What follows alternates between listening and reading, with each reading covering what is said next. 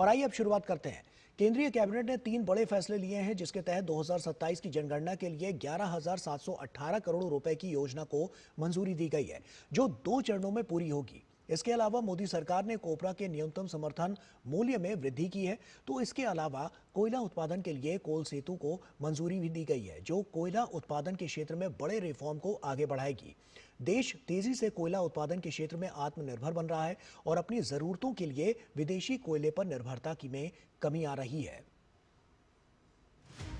मोदी सरकार ने भारत की जनगणना 2027 के लिए धन आवंटन कर दिया है।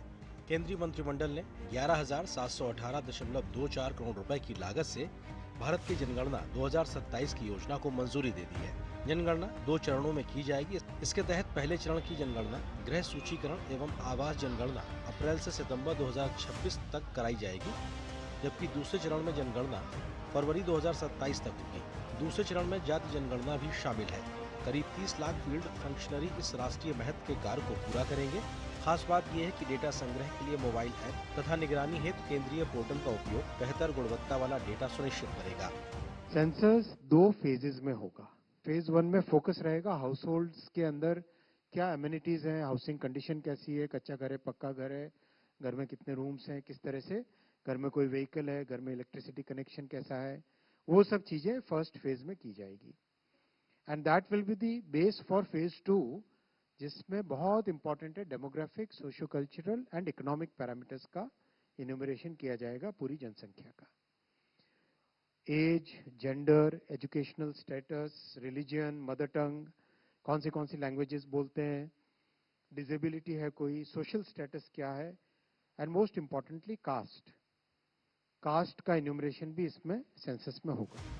एक अन्य फैसले के तहत कैबिनेट ने कोयला क्षेत्र ने कोल सेतु में रिफॉर्म पर आगे बढ़ते हुए कोल सेतु को मंजूरी दी है। भारत अब कोयला उत्पादन में आत्मनिर्भरता की ओर तेजी से बढ़ रहा है। वित्त वर्ष 2024-25 में ऐतिहासिक उत्पादन हुआ है। देश में 1 बिलियन टन से अधिक कोयला उत्पादन दर्ज किया गया है। पहले कोयले के लिए आयात पर काफी निर्भरता थी, लेकिन अब यह निर्भरता काफी हद तक कम हो गई है। पहले उत्पादन के लिए लगभग 60,000 करोड़ रुपए आयात पर खर्च करने पड़ते थे। जो कोल का रिक्वायरमेंट होता है, उसको एक बहुत ही ट्रांसपेरेंट मेथड से ऑक्शन करने की व्यवस्था लाई गई थी 2016 में कोल सेतु के माध्यम से। अब उसमें एक सेकंड बड़ा रिफॉर्म किया गया, आज कैबिनेट में अप्रूव हुआ है।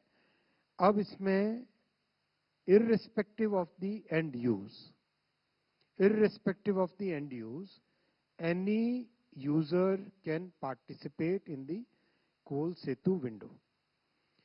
एंड यूज क्या है, उस पे बाइंड न करते हुए कोई भी व्यक्ति, ऑफ कोर्स ट्रेडर्स का पार्टिसिपेशन इसमें अलाउड नहीं है, जो भी यूज करने के लिए करना चाहे वॉशिंग के लिए हो, स्टील के लिए हो, एल्यूमिनियम के लिए हो, एंड यूज किस प्लांट में होगा वो रिस्ट्रिक्शन हटा दिया गया है। और एक बहुत फ्री, फ्लेक्सिबल, बहुत ही अच्छी पॉलिसी आज अप्रूव हुई। किसानों से जुड़े फैसले में कैबिनेट ने 2026 सीजन के लिए कोपरा के न्यूनतम समर्थन मूल्य को मंजूरी दी है। मिलिंग कोपरा का एमएसपी 2026 सीजन के लिए 12,027 रुपए प्रति क्विंटल निर्धारित किया गया है, जबकि बॉल कोपरा का एमएसपी 2026 सीजन के लिए 12,500 रुपए प्रति क्विंटल निर्धारित किया गया है। इससे कोपरा की खेती से जुड़े किसानों को फायदा होगा। शैलेंद्र मिश्र, डीडी न्यूज, दिल्ली।